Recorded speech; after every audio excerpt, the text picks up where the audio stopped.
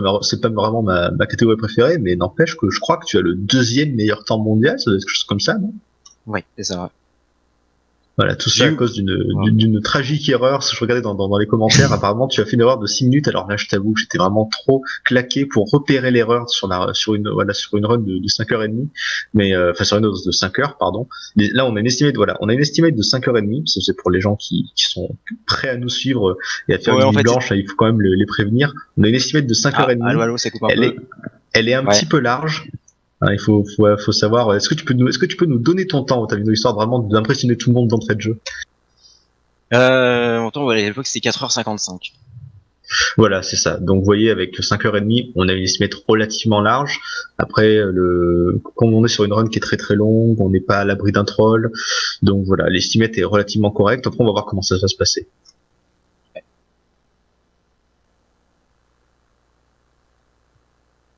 Ah, voilà, le jeu qui est lancé. Exil qui a récupéré du coup le world record, il a fait beaucoup de 100% parce qu'il s'entraîne à la fois pour le limit break et donc cet événement. Non, bah pardon, le SUDQ. Oui, voilà. Pouexil qui travaillait, je sais plus s'il est encore dessus, mais qui travaillait de 100% de FF6 également. Voilà, dans le genre run 100% de gros RPG Super NES, Pouexil est plutôt OP.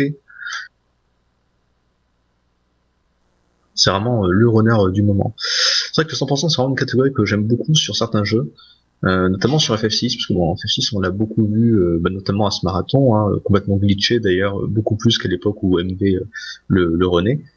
Et c'est vrai que 100%, d'ailleurs le 100% de FF6 et le 100% de Chrono Trigger, je trouve que les deux ont pas mal de points en commun finalement. Euh, c'est vrai que quand on entend 100% comme ça dans un FF7 par exemple, ça va vouloir dire un coucou à Xerokinos d'ailleurs. Quand on fait du 100% dans un FF7, ça va vouloir dire battre tous les boss cachés, récupérer toutes les armes ultimes, voilà ce genre de choses. C'est vraiment, il a vraiment fallu délimiter tout ça. Alors que pour Chrono Trigger et FF6, le 100%, en fait, c'est pas vraiment une question de puissance ou quoi que ce soit. C'est vraiment les jeux nous proposent une sorte le jeu est vraiment coupé en deux parties. Vous avez vraiment la partie obligatoire en quelque sorte. Après, Chrono Trigger, c'est vraiment horrible, des tas de possibilités, des tas de fins différentes, au final n'importe quoi en fait. On expliquera ça plus tard. Mais vous avez vraiment voilà, l'espèce d'histoire principale que vous allez devoir faire jusqu'à un certain point, et ensuite le jeu va vous donner la possibilité d'aller directement affronter dernier boss, ou alors de réaliser tout un tas de quêtes annexes. Un peu comme dans FF6, quand vous arrivez en fait dans le monde des ruines, vous pouvez aller directement à la tour de Kefka, ou alors décider d'aller de visiter toutes les villes en fait du monde et de récupérer chacun de vos compagnons les uns après les autres. Donc du coup, c'est vrai que FF6 et Chrono Trigger en particulier, je trouve que ce sont des runs de RPG qui sont vraiment intéressantes à regarder et à faire en speedrun. Oui, voilà, pour Chrono Trigger, on va essayer, voilà, par faire toutes les quêtes annexes une fois que on a récupéré Hawk qui vole. C'est ça, parce que je trouve que ce sont des quêtes annexes qui sont vraiment bien scénarisées pour le coup. C'est vraiment pas juste oui un énorme monstre random super pété, juste histoire d'avoir un défi supplémentaire. C'est vraiment le fait de faire les quêtes annexes dans Chrono Trigger nous permet d'avoir le fin mot de l'histoire hein, finalement de beaucoup de quêtes qu'on aura entamées aux différentes époques. Bon, bien sûr on y reviendra également. Mais mais voilà en fait les quêtes sont vraiment bien implantées dans le reste de l'histoire. C'est pas juste un des défis supplémentaires à résoudre, un petit donjon caché comme ça, ce qu'on pourrait voir dans d'autres jeux comme les Star Ocean, les Vectre Profile, où finalement vous devez d'abord finir le jeu et ensuite on vous rajoute comme ça un petit peu à l'arrache derrière un donjon avec des ennemis complètement impossibles. Non, voilà, là ici tout se fait de manière beaucoup plus naturelle.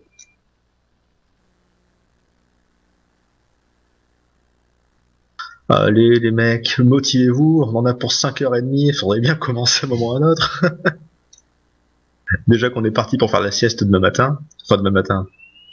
Voilà, on est déjà demain matin en fait, mais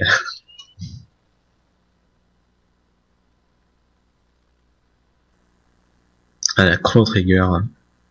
Alors franchement, on va en profiter, de toute façon on aura largement le temps d'en reparler, mais quelle est ton histoire en fait, Otamino, par rapport à ce jeu? Parce que Chrono Trigger, je me rappelle jamais, c'est une question que je me repose souvent. est-ce qu'il est sorti en France d'ailleurs ce jeu avant la version DS, je veux dire, parce que moi j'ai souvenir d'y avoir joué quand j'étais gamin sur Super NES, mais Ouais. j'y jouais avec un adaptateur, donc je suis assez certain du fait de l'avoir eu soit en version anglaise, soit en version japonaise. J'étais tellement petit, je crois que je savais à peine lire, donc je sais même plus dans quelle version j'avais le jeu. Mais voilà, j'avais eu la chance de faire du Chrono Trigger à l'époque, complètement par hasard, et j'avais vraiment adoré, même si je comprenais rien. Forcément, je savais pas lire, mais voilà, Moi, je l'avais fait jeune sur émulateur en fait. Sur émulateur, je crois avec le patch français de Terminus Traduction à l'époque.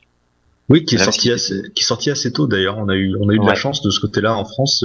Beaucoup de grands jeux de la Super NES et pas seulement d'ailleurs ont été traduits comme ça en français relativement rapidement sur les débuts en fait de l'émulation. Hein. Je me rappelle Chrono Cross également. Peut-être traduit par les mêmes d'ailleurs. C'était Oui, tout Terminus à fait Traduction aussi. aussi, Voilà, je crois. c'est aussi eux qui ont fait Chrono Cross. Ouais. Donc voilà, un très grand groupe de traduction. Alors maintenant, je suppose qu'ils ne doivent plus être bien actifs. Hein, depuis, la plupart des grands jeux sont traduits maintenant. On pourrait troller un petit peu en disant qu'aujourd'hui il n'y a plus de grands jeux comme Chrono Trigger, ça ne se fera plus de toute façon. Non, mais c'est vrai que voilà, on avait eu une époque très riche hein, en termes de RPG sur Super NES, sur PlayStation, une époque d'ailleurs qui a continué jusqu'à la Play 2, euh, et très peu de jeux finalement, enfin très peu de jeux. C'est un peu méchant de dire ça, mais une assez grande partie des jeux n'ont jamais foulé le territoire français ou n'ont pas été traduits. Ces fois, c'était également un petit peu à la manière de Shin Megami Tensei sur Play 2. On a eu beaucoup de jeux, voire tous les jeux de la série Shin Megami Tensei sur Play 2. Et pourtant, il n'y en a pas un seul qui a été traduit en français, parce que ça coûte cher de traduire un jeu, ça prend du temps. Mais bon, déjà, on ne se plaint pas trop, on est suffisamment content de pouvoir les avoir en version pâle. Voilà. Il faut aussi savoir aussi que Chrono Trigger est sorti sur PlayStation, mais malheureusement à des temps de chargement assez ignobles, qui rendent le jeu Voilà, un peu injouable. c'est hors de question. Hein. Si la run vous intéresse, que vous dites ah bah finalement peut-être aller me prendre peut-être aller me prendre la ROM ou m'acheter le jeu et tout. Voilà, Super NES, DS, c'est tout. Voilà. La version PlayStation, ce n'est même pas la peine. J'ai essayé pour le fun. J'avais essayé. Non, Ouais, moi aussi. Ouais. c'est incroyable. À quel point on peut détruire un jeu. C'est encore pire que les temps de chargement d'FF6 parce que voilà, pareil FF6, peut-être que pas mal d'entre nous en fait l'ont découvert avec la version sortie sur PlayStation, qui en fait, dont le gros argument de vente principal était de proposer en plus une démo jouable d'FF10 qui à l'époque devait sortir quelques mois plus tard. Et donc moi comme beaucoup j'avais acheté FF6 parce que moi-même le jeu m'ambiançait complètement à l'époque. Et j'ai eu beaucoup de mal à finir FF6 sur PlayStation, tout simplement parce que bah, ça prenait des plombes. Et j'en avais marre. J'arrivais pas à comprendre, mais quelque chose me ruinait le plaisir de jeu. Et ben, en jouant à la version Super NES, j'ai compris, j'ai compris le problème. Donc Ouais, voilà, Chrono moi Trigger, j'ai eu la chance pareil. Hein. voilà, pour FF6 aussi de passer par l'émulateur et de pas avoir ces temps de chargement, heureusement.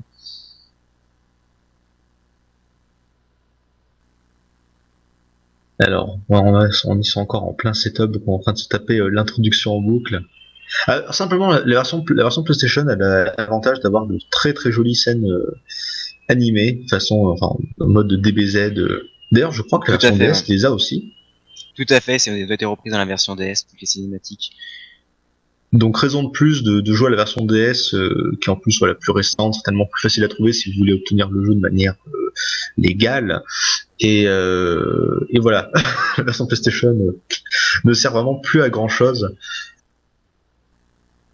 Donc voilà, Essentia et Pou Exil qui du coup je pense vont se relayer. Hein, parce que le jeu ne permet Ouais. pas vraiment de jouer à plusieurs.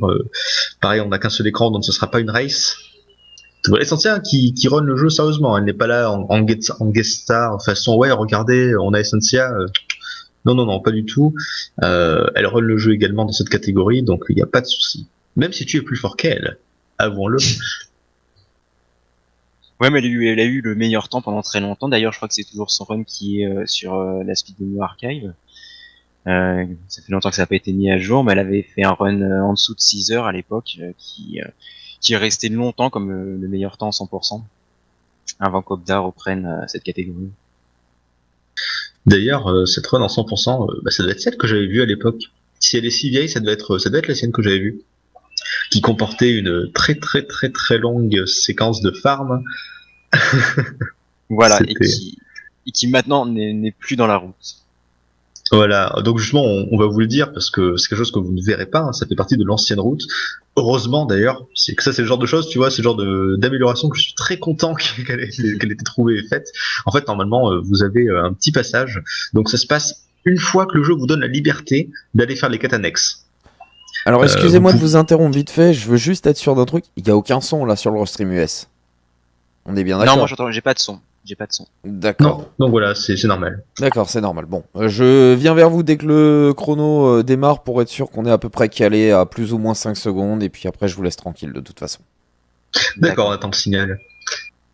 Donc, qu'est-ce que je dis? Oui, donc voilà, cette histoire de farming, en fait, qui était complètement obligatoire, plus maintenant, qu'en fait, qu'on faisait après, en fait, voilà, dès que le jeu nous donnait la possibilité d'être un peu plus libre, de visiter n'importe quelle époque, de retourner dans n'importe quel monde, faire les quêtes annexes, en fait, on avait un donjon, justement, qui fait partie de ces quêtes annexes dans le futur, avec une espèce de tapis roulant.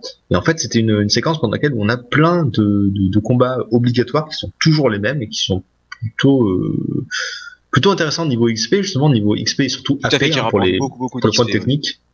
Et en fait, on prenait, donc voilà, je sais plus quel team on avait, je crois qu'en fait on jouait surtout avec Magus, Lucas et Robo, qui sont d'ailleurs c'est un excellent trio, notamment à cause de leur Média Flare ou Dark Flare, je sais plus comment s'appelle leur attaque trio Média Flare, leur triple, ouais. Voilà, le méga flare qui faisait des dégâts. Alors, je me rappelle plus, ça faisait des dégâts de ténèbres ou de feu, du coup, méga flare. C'était ténèbres, je crois, non? Oméga Flare, c'est ténèbres. Ouais, voilà, c'était bien ténèbres. Donc voilà, on vous en reparlera de tout ça. Très bon système de jeu, beaucoup de choses à dire là-dessus. Et donc en fait on spammait le méga flare en fait parce qu'il est une AOE gigantesque et surpuissante en fait pour détruire tous les ennemis les uns après les autres en un seul coup comme ça. Et on est obligé de se taper cette séquence en fait en tapis roulant plusieurs fois d'affilée jusqu'à ce que nos personnages aient appris les compétences qui nous intéressent. Et donc heureusement cette séquence pendant laquelle on pourrait très facilement s'endormir en plein marathon à 4h du matin a été complètement retirée de la run maintenant grâce à des stratégies beaucoup plus optimisées. Ouais, parce qu'il faut savoir en fait que les tech points en fait dans ce jeu sont doublés lorsqu'on apprend une nouvelle technique en fait. Et le but de la route c'était justement de combattre en fait les petits rochers qui donnent beaucoup de tech points, qui donnent 100 tech points juste au meilleur moment en fait à chaque fois qu'on va apprendre une nouvelle technique pour gagner 100 d'en gagner 200. Voilà j'adore d'ailleurs ce genre de petit ennemi un petit peu bonus, un petit peu de joker. Contre-Trigger n'est pas le seul jeu où on en voit. Vous voyez, c'est un petit peu à la manière des Pampas. Voilà, ouais. Les cactuars dans les Final Fantasy. Tout à fait. Voilà, vous voyez, c'est un petit peu cet ennemi rare, petit, mignon, dans Chrono Trigger pas spécialement, mais admettons. Mais difficile à toucher en fait. Difficile à toucher, voilà, qui peut s'enfuir. Très haut, voilà. Mais si vous le tuez, vous savez pas trop pourquoi, mais il rapporte un max. Il va vous rapporter de la thune, de l'expérience, des AP, des items. C'est vraiment l'ennemi qu'on veut absolument arriver à toucher avant qu'il s'enfuit en fait. Voilà. Et là dans la route, voilà, tout est manipulé pour pouvoir les toucher, les tuer rapidement. Voilà, donc ça pareil, je sais qu'on fait de la manipulation à ce niveau-là, pas seulement ici d'ailleurs, on aura d'autres endroits où on va faire un petit peu de manipulation de RNG, et apparemment en fait, partout dans la route. D'accord, bah tu vois, c'est quelque chose c'est bien que tu sois là parce que je connais certains points, mais bon, il y a vraiment une grosse différence entre la théorie et la pratique, donc c'est parfait. Tu nous expliqueras tout ça. En fait, voilà, actuellement, il y a juste pour l'instant un seul combat qui n'est pas manipulé dans le jeu.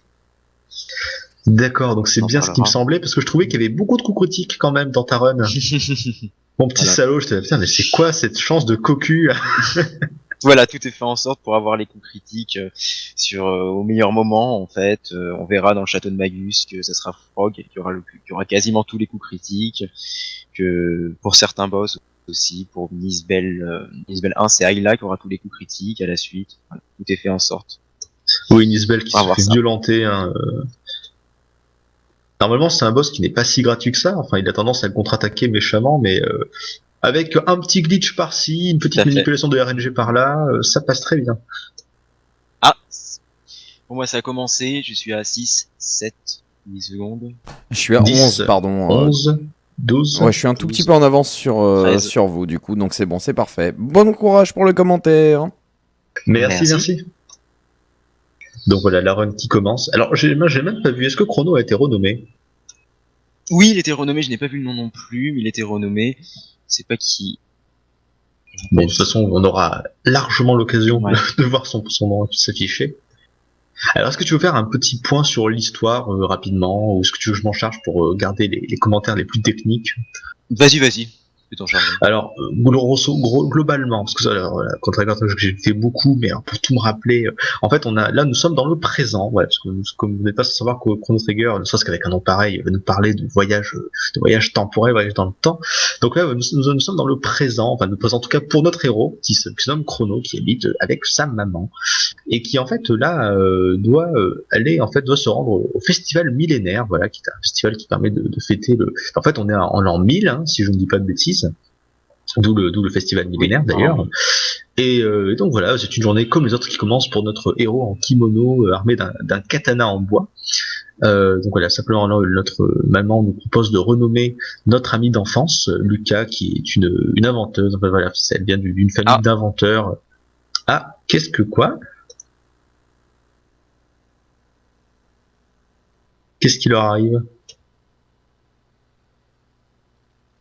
Je pense que c'est parce qu'on n'a toujours pas de son en fait chez eux. Ah, d'accord. Je Parce pense que moi, que c'est pour ça. j'ai muté le son chez moi, donc voilà, j'avais même pas remarqué.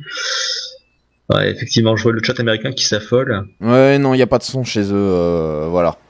Voilà, c'est bon, c'est revenu. C'est pour ça qu'ils ont recommencé, parce qu'il n'y avait pas le son. Bon bah c'est parfait. Ça nous laisse d'autant plus de temps pour expliquer tout ça. Donc du coup, comme je le disais, je suis un tout petit peu en avance sur vous au niveau du restream, donc pas d'inquiétude. Oui, voilà, au pire, s'il faut, on fera un petit refresh. Mais bon, pour l'instant, ça devrait aller. L'important, c'est qu'il n'y ait pas trop de décalage entre ce qu'on dit et ce qui se passe à l'écran, voilà, pour le restream. Mais a priori, ça devrait aller. Voilà. On relance. Alors, j'ai pas eu le temps de voir, en fait, au tout début du jeu, Chrono Trigger vous propose de régler dès le début, vous avez même pas besoin de passer par le menu finalement, vous propose de régler dès le début si vous voulez jouer en mode actif ou passif. Donc ouais, on a vraiment un système d'ATB à la manière d'un Final Fantasy, donc ça marche vraiment de la même manière, c'est-à-dire que si vous êtes en actif, la jauge d'ATB, y compris les ennemis, sera toujours en route, tandis que quand vous êtes en passif, dès que vous rentrez dans le menu de technique des personnages ou d'items, les ATB de vos personnages et des ennemis en fait se stoppent pour vous laisser le temps de choisir. Il me semble qu'on joue en wait, non? J'ai pas le temps de voir. On va jouer en wait, en fait, ça sera plus facile pour fuir, parce que justement, comme tu l'as dit, je les sens un petit peu fort, je vais me baisser un peu. Voilà, en fait, quand on va jouer en wait, en rentrant dans le menu, en fait, la jauge de fuite va continuer à se remplir, mais la jauge des ennemis va être arrêtée, ce qui permettra de fuir rapidement tous les combats. D'ailleurs, la fuite, j'ai fait le jeu 3 fois, je crois, sans savoir qu'on pouvait fuir. Je suis vraiment trop con. Oui, c'est vrai qu'ils disent pas, en fait, voilà, faut maintenir L et R, voilà, pour fuir, mais l'information, je sais même pas s'il est disponible dans le jeu. Ben ouais, je sais pas, c'est bizarre. Enfin, j'exagère peut-être pas 3 fois, mais c'est vrai que je me rappelle avoir fait le jeu au moins une fois complètement sans savoir qu'on pouvait fuir. J'y ai même pas pensé. Pourtant, c'est comme un Final Fantasy, hein, on a le même système d'ATB, mais je sais pas, l'interface du jeu est tellement différente. Hein, c'est quand même pas la même mentalité en termes de façon de philosophie de jeu. Je sais pas, je ne fuyais pas. Voilà, et puis là on a pu voir au début en fait qu'il a mis donc en fait la vitesse de combat à 1 pour avoir donc les combats les plus rapides. Il a aussi mis en fait le curseur en mémoire en fait qui permettra en laissant le X appuyé de faire une attaque automatique. Voilà, de pas sélectionner l'attaque mais avec X de pouvoir attaquer à chaque fois automatiquement. Alors je vois qu'on a renommé Lucas en Wonder en référence bien sûr au Wonder Shot, hein, qui de chance va un petit peu amuser le chat américain dès qu'on l'aura obtenu. Et là nous avons rencontré Marle, qui voilà, on ne le sait pas encore, mais qui en fait est une princesse, hein, et la princesse de notre monde présent. Et Marle, en tant que princesse et en tant que fille, est une petite capricieuse. Et donc voilà, nous l'avons bousculée. Enfin, est-ce que c'est elle qui nous a bousculé? Est-ce que c'est nous qui l'avons foncé dedans? On ne sait pas trop. Ça se réglera au tribunal, ça, monsieur. Littéralement.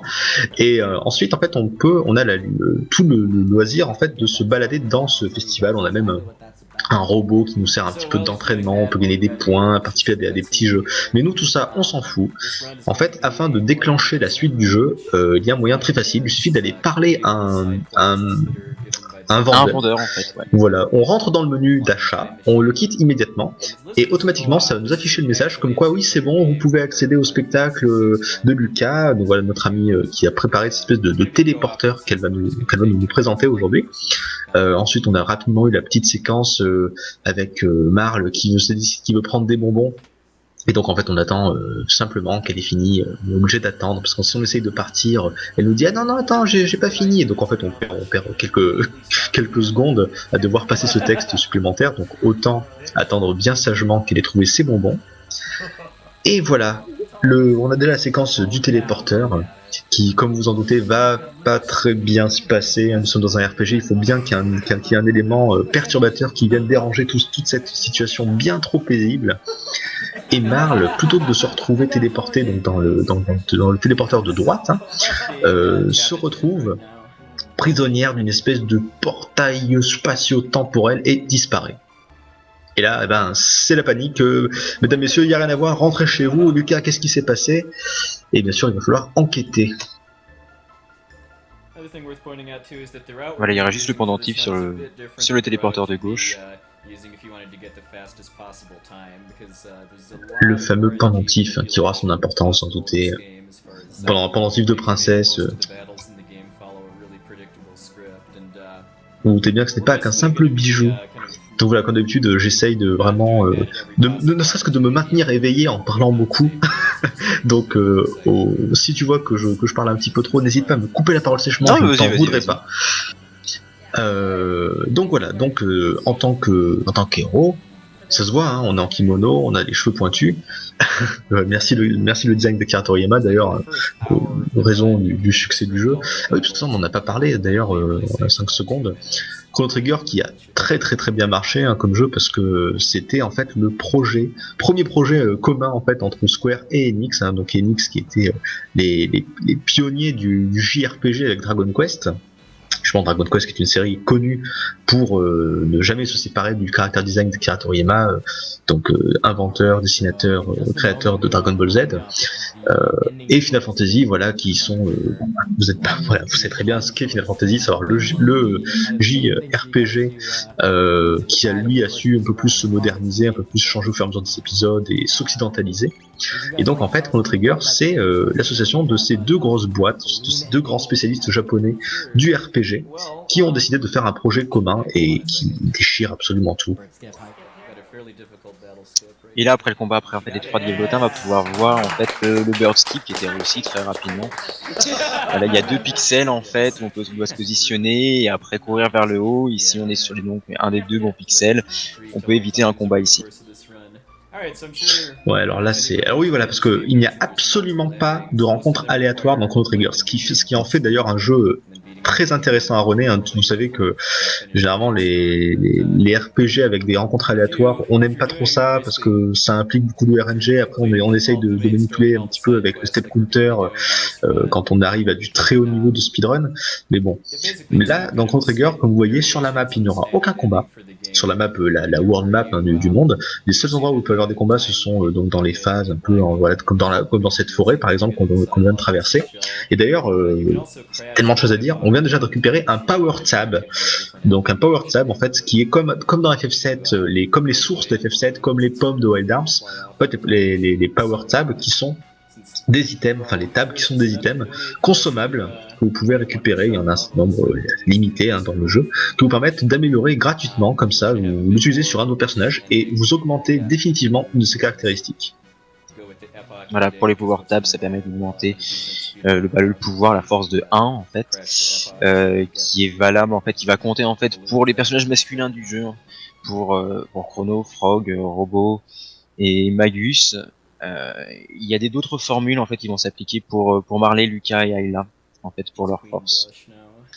Alors d'ailleurs, je n'ai plus tous les calculs en tête, mais c'est vrai que j'aime beaucoup la théorie hein, dans les RPG. Les gens qui m'entendent commenter commencent à y être habitués. Et c'est vrai que je passe souvent beaucoup de temps, en tout cas pour les bons RPG qui le méritent, à étudier un petit peu la manière dont les dégâts sont calculés, dont tout un petit peu dans le jeu est calculé. Et en l'occurrence, Chrono Trigger est assez intéressant de ce point de vue. C'est-à-dire que bon, si vous avez un système qui est relativement classique, hein, c'est-à-dire que votre personnage a ses propres compétences auxquelles viennent s'ajouter les bonus des différents équipements. Mais en plus de ça, le jeu va vous faire une espèce de somme, une espèce de calcul en fait, en mélangeant justement la puissance de l'arme et la puissance de votre personnage, qui permet en fait de résumer un petit peu votre puissance d'attaque et votre puissance de défense, ce qui rend la lecture en fait des caractéristiques de votre personnage un peu plus agréable. Je trouve que c'était assez sympathique. C'est quelque chose qu'on verra dans le menu bien entendu. Et là, on voit que Marle a disparu pour une raison qui pour l'instant nous échappe. Et on voit que Lucas va nous expliquer en fait ce qu'il s'est passé. C'est ça. Alors là, simplement, nous sommes dans le passé. Donc nous sommes en l'an 600 en fait, 100 ans en arrière. Voilà, ce qui en fait dans le monde dans lequel nous sommes équivaut, on va dire, à l'ère médiévale. Nous sommes vraiment au Moyen Âge. Ouais, on appelle ça le Moyen Âge. Et donc voilà, on nous explique en fait simplement que Marle étant la princesse de notre monde présent, étant donné que la reine de cette époque a été capturée par les mystiques, donc les mystiques en fait qui sont ces espèces de Namek, hein, clairement, c'est de petits Namek bleus. Et étant donné que la reine a été capturée, il lui est sûrement arrivé quelque chose de mal, comme la mort par exemple, et donc la disparition de la reine de cette époque entraîne bien sûr la disparition de toute la lignée des reines et princesses de ce royaume, et emportant donc avec elle Marle qui cesse d'exister, puisqu'en fait elle n'est jamais née. Et donc, maintenant accompagné de Lucas qui a réussi à nous rejoindre grâce à son invention, nous allons partir en fait à la recherche de la reine, parce que voilà, le seul moyen de sauver Marle sera d'éviter, en fait, d'empêcher la mort de son ancêtre. Voilà, et là on peut voir en fait un des premiers glitches du jeu qui s'appelle le d'équipe glitch, qui va avoir plusieurs propriétés en fait dans le jeu. Là on voit il vient de d'équiper en fait l'armure et l'homme de Lucas, qui va permettre en fait de booster son attaque magique, en fait booster son attaque magique de 20 points, ainsi aussi d'augmenter sa défense magique en fait pour plusieurs éléments, pour l'élément foudre, l'élément glace et l'élément ténèbres en fait. Et ténèbres, voilà, c'est ça. Oui, alors c'est quelque chose qui n'est absolument pas normal, hein. Comme tu l'as dit, c'est vraiment un glitch. Normalement, on peut pas déséquiper une armure. Vous ne pouvez pas être nu. Vous pouvez simplement en fait remplacer votre armure par une nouvelle. Voilà, vous pouvez simplement échanger vos armures. Mais voilà, en faisant un glitch, en manipulant un petit peu, voilà, vous pouvez en changeant de personnage dans le menu, tout en appuyant sur en bas ou en haut avec les voilà, il suffit d'appuyer sur R et O ou L et bas sur la même frame pour pouvoir dééquiper les objets. Voilà, et en fait, comme vous n'êtes pas supposé pouvoir être tout nu, le jeu n'arrive pas bien à gérer cette situation, et il va y avoir un glitch qui va apparaître un petit peu étrange. D'ailleurs, je comprends pas trop ce qui se passe à ce niveau-là. Alors, exactement, en fait, ça ajoute des valeurs dans la mémoire, en fait. Ça ajoute, voilà, 20 points 10 points de magie et 15 points de défense magique pour chaque objet dééquipé. Voilà, très exactement. Donc, en fait, d'un point de vue défense physique, on est vraiment à poil. Donc, on va essayer d'éviter de se prendre trop de coups physiques. Par contre, pour ce qui est de la magie, nos personnages sont quasiment invincibles. Enfin, c'est vraiment, c'est comme ce que tu disais, hein, quand on a et le casque et l'armure d'enlever, c'est vraiment du 90% de défense élémentaire. Ouais, c'est comme si vous avez en fait 30 niveaux de plus en fait. Ça représente 30 voilà, ce qui est complètement dingue. Plus, ouais, donc ça c'est pour ce qui est de la défense magique, mais on a également, comme tu l'as dit, 20 points de magie en plus, donc de puissance magique. Donc voilà, la puissance magique qui va rentrer en compte lors de certaines techniques. Certaines techniques prennent en compte notre puissance d'attaque physique, hein, ça va être le cas de certaines attaques de Chrono d'ailleurs, mais d'autres, comme le lance-flamme de Lucas ou l'espèce de tourbillon de feu, voilà, qui est une attaque combinée, on en reparlera, de nos deux personnages, sont considérés comme des attaques magiques élémentaires. Donc là, on a des personnages qui n'ont quasiment pas monté de niveau, on est vraiment tout début du jeu, et pourtant on fait des dégâts assez hallucinants, grâce voilà, à ce gros boost de 20 points de magie, tout ça parce qu'on est tout nu. Voilà, et nous faisons la rencontre de Frog. Voilà, on vient de battre les 4 Nagaets, en fait, voilà, et Frog va rejoindre l'équipe. Frog qui est un chevalier, donc voilà, qui lui appartient à cette époque. Oui, en fait, nous allons avoir en fait dans notre équipe des personnages voilà, de différentes époques. Vous avez le trio de base, donc à savoir Lucas, Marl et Chrono qui viennent du présent, et ensuite tous les autres personnages qui vont venir nous rejoindre viennent de différentes époques, et donc incarnent plus ou moins, on va dire, différentes classes. Il n'y a pas vraiment de classe dans ce jeu. Ce n'est pas un système de mage blanc, mage noir ou quoi que ce soit. Ce n'est pas non plus un système à la FF7, 8 ou 10 où tous les personnages peuvent devenir, enfin 10 c'est c'est pas exactement ça, mais ouais, dans FF10 avec le Suari, au final tout le monde peut tout avoir, tout le monde peut faire n'importe quoi, tout comme dans tout comme dans FF8, à part les limit breaks qui sont propres à chaque personnage, n'importe qui peut utiliser de la magie par exemple. Dans Chrono Trigger, c'est un petit peu particulier, c'est-à-dire que vous avez vraiment des personnages qui vont être très orientés, certains sont beaucoup plus axés dégâts physiques, d'autres plus dégâts magiques. Et en plus, ils ont chacun leurs propres caractéristiques, leurs propres compétences qui sont vraiment propres à eux. Et donc voilà, ils n'ont pas vraiment de classe à proprement parler, mais on sent voilà par exemple que Frog va être un gros attaquant et non pas un magicien. Donc là, on a récupéré un certain nombre d'objets. On a récupéré un certain nombre d'objets. Ouais, c'est vraiment certains un peu mouvements en fait qui permettent d'esquiver certains combats. Voilà, tous ces petits zigzags. Certains qui sont bien plus difficiles à esquiver que ce qu'on pourrait croire. Enfin, pas forcément difficiles, parce que quand on sait comment les esquiver, ce n'est pas forcément difficile à réaliser, mais c'est pas forcément évident, voilà, de penser à traverser les salles de cette manière. Après, il y a des endroits qui sont encore plus tricky, mais donc là, voilà, ce combat par contre qu'on ne peut pas éviter.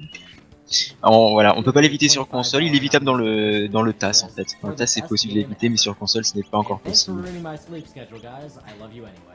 Alors voilà, simplement parce que va bien falloir finir par en parler avant un autre. Donc nos personnages en fait ont des techniques qui vont se déverrouiller les unes après les autres dans un ordre précis, au fur et à mesure que l'on gagne des points de compétence, hein, que l'on gagne en plus des points d'expérience à la fin de chaque combat.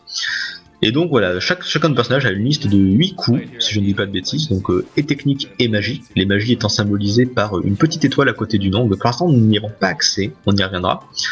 Et en plus d'avoir des techniques, ils ont également des techniques doubles et même plus tard triples, qui en fait vont demander à plusieurs personnages d'être dans la même équipe, de posséder des techniques précises qui justement s'associent bien, en fait, se combinent à merveille. Et comme ça, en plein combat, si les deux personnages concernés ont leur barre de ATB remplie et suffisamment de MP, ils pourront lancer comme ça, ils pourront dépenser tous les deux leur tour afin de lancer une attaque généralement beaucoup plus puissante, notamment des AOE. La plupart des AOE du jeu sont réalisés justement par le biais d'attaques doubles, jusqu'à ce qu'un peu plus tard qu'on finisse par récupérer des magies qui vont vraiment toucher tous les ennemis. Mais c'est vrai que surtout au début du jeu, par exemple, vous allez avoir Marl qui a un petit sort de soin, qui, une fois combiné avec le tourbillon de Chrono, va permettre de soigner toute une équipe. Ah, et là par contre, ça je te laisse expliquer, je ne peux pas. Alors là, on vient de voir, en fait, on est en train de faire le Yakra Skip. En fait, il vient d'activer en fait le Save Anywhere Glitch, c'est-à-dire la possibilité de pouvoir sauvegarder n'importe où, puisque normalement on ne peut sauvegarder que sur la carte du monde ou que sur les points de sauvegarde. Et en fait, en rentrant, juste avant de rentrer dans cette salle, en fait, il a ouvert le menu, le refermé, il a rouvert et a atteint le point de sauvegarde, ce qui permet en fait, une fois qu'on est dans cette salle, de pouvoir sauvegarder. Et en allant juste au bout du tapis, en sauvegardant et en rechargeant, il a la possibilité, au lieu d'avoir ses personnages bloqués sur place, de pouvoir se déplacer dans la salle, puis donc de faire disparaître Yakra et de pouvoir justement ne pas le combattre. Alors moi justement je suis content de t'avoir sous la main, je voulais te demander, donc voilà, c'est un glitch que je suis habitué à voir, hein, je connais la théorie encore une fois, mais ne l'ayant jamais essayé, je voulais savoir, en fait je n'ai jamais vu de runner rater ce glitch, et pourtant ça a l'air super compliqué. Alors est-ce qu'il suffit d'un peu d'entraînement, ou est-ce que c'est vraiment que vous avez juste trop de talent? Il est pas si difficile que ça. En fait, il faut faire attention. En run, on va quand même souvent faire une sauvegarde juste avant, parce que lorsqu'on rentre dans la salle, en fait, on a toujours un petit peu de temps pour ouvrir le menu avant d'aller dans la salle suivante. Et si on appuie trop tard, on se retrouve dans cette salle et on ne peut plus sortir de cette salle. Donc il faut toujours quand même faire attention. On va toujours faire une sauvegarde de précaution au cas où pour avoir le temps. Mais c'est vrai que une fois qu'on a le timing, c'est pas si difficile à faire. Voilà, donc du coup le premier donjon qui est déjà réglé, on a complètement skippé le premier boss, on n'a fait qu'un seul combat parce que tous les autres étaient parfaitement évitables, et on a par contre simplement ce premier donjon n'aura pas été tout à fait inutile, même si on l'a complètement skippé, enfin on va dire plutôt traversé extrêmement vite, puisqu'on a récupéré au passage, donc je prends un autre power tab si j'ai plus tout, et un steel saber, voilà, steel saber qui va être une nouvelle arme pour Chrono, parce que mine de rien en début de partie on va avoir besoin d'avoir quand même un petit peu de puissance de feu, de puissance d'attaque, histoire de se débarrasser des boss le plus rapidement possible. On vous rappelle que nos personnages sont quand même assez fragiles, certes ils sont puissants au niveau de leur point de magie, ils ont une bonne résistance magique, mais par contre ils sont vraiment tout nus, donc on va avoir vraiment besoin de faire d'infliger le plus de dégâts le plus rapidement possible lors des combats obligatoires. Et donc étant donné que jusqu'à présent on se battait avec une épée en bois, voilà, hein, le sabre d'acier passe très très bien. Ouais, on va en avoir besoin en fait après le procès qui va bientôt arriver. Donc le power tab, pareil, hein, la plupart des premières tabs qu'on va trouver seront pour Chrono, le personnage principal. Oui. En fait, tous ces power tabs en fait, vont servir en fait pour le futur. On va avoir dans le futur, ça sera environ dans une demi-heure dans la run en fait, un combat en fait contre six robots, et on a besoin en fait que Chrono ait 2 power tabs en fait. Voilà, avec une ça ne passe pas en fait. Alors, est-ce que quand on monte des niveaux dans ce jeu, j'y pense parce qu'on en a reparlé récemment, c'était pour la run de Lufia, Lunar 2, est-ce qu'en fait dans Chrono Trigger, quand on monte de niveau, les gains de statistiques sont fixes? Il me semble qu'elles sont fixes. Parce que justement, l'avantage de ce genre de système, c'est que vous, pour le speedrun, vu que vous savez exactement combien de combats vous allez vous prendre, contre qui, combien d'XP vous allez gagner, ça vous permet de savoir en fait précisément quelles statistiques vous aurez lors de chaque combat. Alors que c'est vrai qu'il y a certains jeux pour lesquels ça peut poser problème. On sait qu'on arrive à tel endroit en étant forcément, par exemple, admettons level 10, mais si on a eu des mauvais levels, et ben le combat risque de se passer un peu moins bien que si on a vu des meilleurs gains de stats, un peu plus de chance, voilà, lors des level up. Non, les stats sont fixes pour ça. Il faut faire en fait attention à ne pas prendre de cas supplémentaires en fait. Il faut faire très attention, ça va surtout être le cas pour Frog au château de Magus. Normalement on est censé arriver avec Frog level 10, et si on est level 11, Frog fera un petit peu plus mal, et le combat contre Flea, le premier boss qu'on battra dans le château de Magus, ne se passera pas de la même manière. Ouah, les mecs qui ont calculé ça, quoi. Toi, par exemple, c'est dingue. Donc, ouais, donc parfois, il ne faut pas être trop puissant non plus.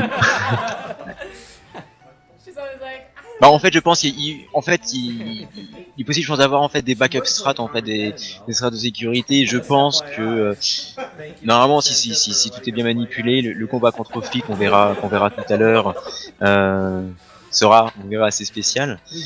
Mais si Frog a un niveau de plus, je pense qu'il est possible de trouver une strat alternative pour justement avoir ce même genre de combat. D'accord. Alors nos personnages, voilà, l'histoire, on va voir un petit peu où est-ce qu'on en est. Donc nos personnages sont de retour à leur époque, dans le présent, donc tout va bien, la princesse a été sauvée, tout le monde est rentré au bercail, donc Lucas par contre reste quand même un petit peu intriguée par cette histoire, donc elle décide de retourner chez elle, étudier un petit peu cet amulette, voilà, essayer de comprendre un petit peu ce qui s'est passé, et pendant ce temps-là, nous proposons en fait pour ramener la princesse saine et sauve au château. L'occasion d'ailleurs de repasser par la forêt, on skip tous les combats, mais on fait un petit détour pour aller prendre un nouveau power tab, tu disais ce qui est le deuxième power tab qu'il nous faudra pour le combat contre, alors non pas le prochain boss, mais celui encore après. Et en arrivant, les choses ne se passent pas tout à fait comme prévu. Plutôt que d'être accueilli en héros, voilà, qui ramène fièrement la princesse après l'avoir sauvée d'une mort certaine, voire plus d'une disparition de toute sa lignée, on se fait agresser par le chancelier. Voilà, qui nous insulte, qui nous montre comme un terroriste, et qui pense que nous avons capturé la princesse, parce que oui, forcément, le temps a continué de s'écouler, et la princesse ayant disparu, puisqu'on savait qu'elle avait fait une fugue, on pense que nous sommes le coupable, que c'est nous qui avons capturé la princesse, que nous voulons la chute du royaume, enfin, voilà, c'est la grande paranoïa. Et là, en fait, pendant le procès, on va chercher en fait à être coupable parce que c'est un peu plus rapide, on gagne environ 5 secondes si on est coupable pour le procès. Le problème en fait, c'est le deuxième juré qui est un peu glitché en fait, où en fait c'est celui normalement qui correspond à l'action en fait si on a sauvé le chat au début, mais il est un peu glitché, c'est-à-dire qu'en fait savoir si on est coupable ou innocent ça dépend de la frame dans laquelle on va rentrer justement au procès en fait, et ça c'était pas manipulable, donc peut-être qu'on sera coupable, peut-être pas. Ah, d'accord, ça je ne savais pas, tu vois. Je pensais qu'en fait, normalement ça n'a absolument aucune importance, mais quand vous êtes au tout début du jeu, dans le festival, vous pouvez réaliser un certain nombre d'actions, certaines d'ailleurs qu'il ne faut pas réaliser, comme par exemple voler voler, je sais plus quoi, c'était je crois que c'était à manger. Oui, voler c'est le le, repas c'est de le quelqu'un. panier, le panier du vieil homme. Voilà, un certain nombre Le d'actions déjeuner du vieil homme. que vous pouvez réaliser ou ne pas réaliser justement, afin en fait que ce sont des actions qui n'ont a priori aucune importance, mais qui vont influencer les jurés lors de cette scène, particulièrement au tribunal. Et nous, bon, forcément, le festival, on l'a vraiment rushé, on n'a fait aucune petite quête annexe, on n'a fait aucun jeu, on s'est vraiment contenté de foncer dans Marle, aller au magasin et continuer l'histoire. Donc on n'a pas vraiment de contrôle sur ce qui se passe ici. Donc là normalement c'est vraiment du kiff kiff. Donc voilà. Donc le Et là deuxième on sera jury qui nous a coupable, voilà. le deuxième jury qui nous a qui nous a donné coupable. Donc on a eu la bonne frame, la frame favorable. Ouais. Ça nous permet en fait d'esquiver en fait c'est quelques fenêtres de dialogue en moins, c'est ça? Tout à fait. C'est quand on va arriver en prison, si on n'est pas coupable, il y a une interrogation, comment. Mais je ne savais pas qu'il y avait des exécutions, alors que si on est coupable, le garde acquiesce. D'ailleurs, il me semble que c'est impossible d'avoir vraiment tous les jurés qui nous disent voilà non coupable. Il me semble que même quand on réalise toutes les bonnes actions. Si, c'est Ah ouais? possible. D'accord. Bah moi, je crois qu'il m'en manquait un du coup. Il y a toujours l'histoire du deuxième juré qui va être, mais Ah, en fait, c'est peut-être ça. voilà. En fait, là, il a aussi eu 3 jurys coupables en fait avec les réponses qu'il a données. En fait, s'il avait donné les autres réponses, le 4e, 5e et 7e jury en fait auraient été non coupables. D'accord. C'est incroyable qu'il nous dit. Moi, j'ai mis 5 heures pour arriver à ce stade du jeu. Alors, moi, pour vous dire un petit peu mon histoire pour Chrono Trigger, en fait, c'est un jeu que je ne speedrun pas, mais je l'ai fait. En fait, étonnamment, c'est un des jeux que j'ai fait le plus de fois dans ma vie, je crois, parce que je l'ai fait une fois quasiment en entier, puis j'ai perdu ma sauvegarde sur émulateur, donc ensuite je l'ai recommencé. Donc voilà, sans compter quand j'étais gamin. Bon, quand j'étais gamin, vu que j'arrivais pas à lire ce qui se passait à l'écran, puisque c'était en anglais ou en japonais, bon, je suis pas allé très loin, je vous avoue. Donc je l'ai fait une première fois quasiment entièrement, mais j'ai pas de ma sauvegarde. Je l'ai refait quasiment entièrement, puis juste avant le Black Omen, j'ai été démotivé, je suis passé à autre chose, donc voilà. Du coup, je l'ai refait une troisième fois en me disant non, c'est pas possible, faut quand même que je finisse le jeu. Du coup, là, je l'ai fini. Je l'ai refait encore une fois derrière parce que je l'ai trouvé en russe, mais c'était une mauvaise traduction, donc j'ai arrêté quand j'ai vu que la traduction était incomplète. Ensuite, je l'ai refait avec la bonne traduction. Ensuite, je l'ai refait récemment parce que le jeu est bien. Donc voilà, c'est vraiment un jeu sur lequel j'ai passé beaucoup de temps pour voir que je ne le speedrun pas. Peut-être que je m'y mette un jour. Ah voilà, et donc on équipe la Steel Sword, qui est notre meilleure épée, et on utilise les 2 power tabs. On voit que nous sommes à 23 d'attaque, je crois. Voilà, c'est ça. Et là, en fait, tout à l'heure, ce qui s'est passé, c'est que dans l'Outrous Canyon, en fait, il a rechargé, il a sauvegardé et chargé sa partie, en fait. Et il y a moyen justement de manipuler l'aléatoire, la RNG dans ce jeu selon le moment où on va charger sa partie. Et il y a en fait une petite fenêtre de frame en fait où là il va espérer en fait avoir 60 de dégâts sur le garde avec son cyclone, sachant qu'ils ont justement 60 HP. Et voilà, 61, parfait. Donc là c'est bon. Toi d'ailleurs dans ta run tu avais eu un 60 pile, il me semble. Là en fait il a pris une power tab de plus en fait pour être sûr. Voilà. Il a pris 3 power tab pour justement ne pas avoir cette manipulation au début. Là les espèces d'ennemis avec ah tiens, il l'a pas skippé ce combat. Tout à fait. Voilà, parce que voilà, la route est un petit peu différente par rapport à ce que j'ai fait, c'est une route un tout petit peu plus longue en fait au niveau de la manipulation. Moi ce que je fais c'est que je skip justement ce combat là en fait pour avoir un combat très favorable contre le boss qui va arriver bientôt, le Dragon Tank, pour avoir beaucoup de critiques. Et là c'est une strat un peu plus safe justement qui va être basée normalement sur la technique Firewall de Lucas et Chrono. Ça va pas être la même stratégie. Ah, ouais, parce qu'effectivement